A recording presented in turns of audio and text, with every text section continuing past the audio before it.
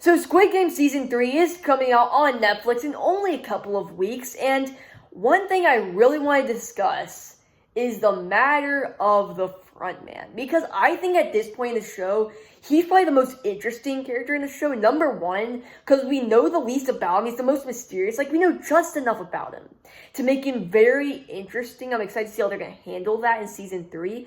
And two, what's going to happen to Jian in the show? Because we saw in the most recent trailer that came out like an hour ago that the frontman invites him to his office after basically most people are dead, right?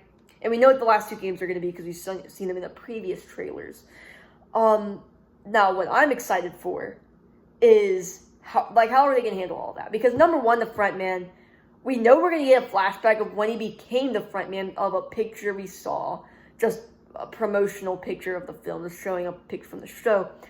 And that's going to be so interesting because he's such a deep character that who knows how they're going to end him off, because you really do feel the complexities of his character and how the director really wanted to build those up in Season 2, showing him playing both sides. So by the time we get to Season 3, there's a bigger moral dilemma of the frontman asking Jian, do you still believe in humanity? While the frontman himself is still very conflicted. We do see that in the trailers too, where there's a shot of what looks like he might be about to cry.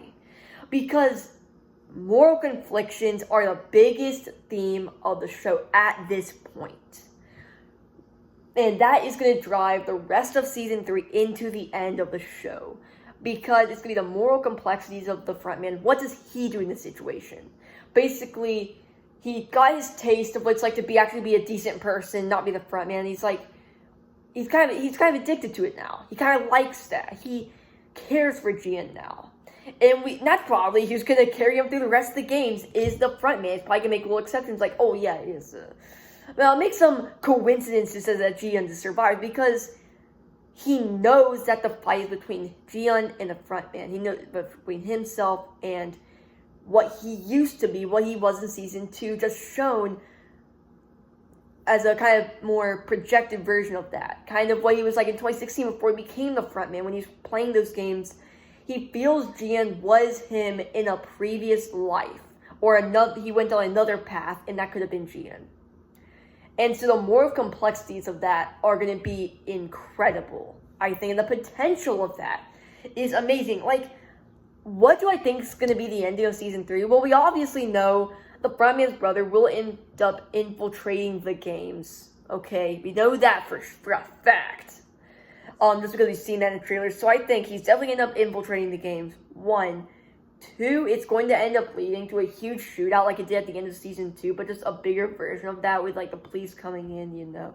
His whole, like, basically, like, group of, like, mercenaries are going to come in there and just destroy the games. But the frontman, though, what's going to happen to him? What's going to happen to Jian?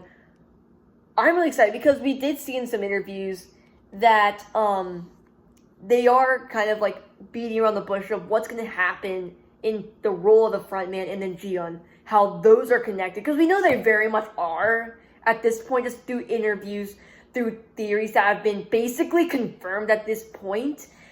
Just what's going to happen with that, I think, is the most interesting thing right now out of the entire show. Who's going to survive? No, none of that. The role of the frontman and where that's at the end of Season 3. With the frontman currently, he's probably going to end up dying. All things considered, I don't think there's any way that he doesn't end up dying, whether it's through a sacrifice or something. Like, he's going to die, probably. And I'm excited to learn about his character in Season 3. I hope that Season 3 is a really long season, even though I do know Season 2 and 3 were supposed to be just Season 2. There wasn't supposed to be a third season, but they made him split up Season 2 into 2 parts. That's why Season 2 feels a little bit off, if you know what I mean. And then, so Season 3 will probably feel like that, you know. So probably catch up on, probably rewatch Season 2, let's be completely honest. Probably rewatch Season 2. So then you can go straight into Season 3. And there's just a better flow. Because if you watch Season 2 and it came out in December, or January, whatever month it came out. And then you watched Season 3, Season 2 isn't fresh in your mind, it's probably going to be a little bit weird watching this show that was supposed to be just a complete second season, but now it's split up and it just feels weird, so you probably should do that. But just all around, I'm so hyped for this season. And yeah, that basically covers my thoughts on it. If you want to do this video or any of my other content, please consider subscribing. I'll see you in the next one. Goodbye.